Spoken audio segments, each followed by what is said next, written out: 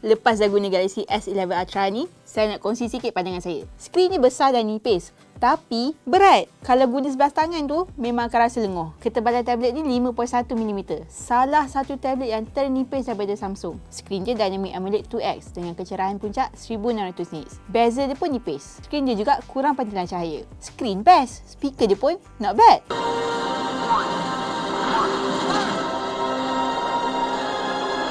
Tablet ni harga dia bermula RM5,999 sampailah RM6,999. Ada dua pilihan storan, 250GB dan 512GB. Dan boleh pilih nak Wi-Fi model ataupun 5G. Ada dua pilihan warna, grey ataupun silver. Dan kalau korang beli tablet ni, dia bagi sekali S Pen ni secara percuma. Samsung ni tak kedekut macam Apple lah. Bateri dia 11,600 mAh dengan 45W pengecasan berwayar. Saya try lah main game guna tablet ni, memang tahan bateri dia. Tapi saya main kejap je lah sebab penat pegang. So, saya banyak tengok movie dan juga guna untuk YouTube.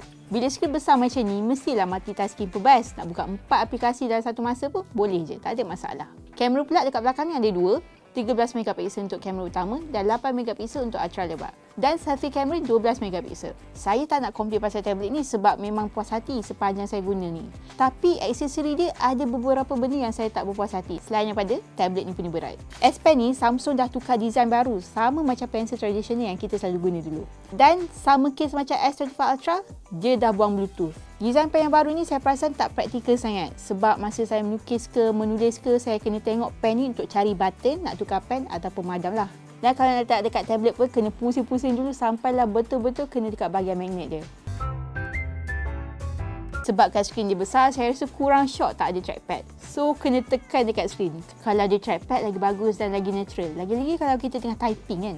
Dan ambil masa 10 minit jugalah untuk saya cari solusi macam mana nak type add.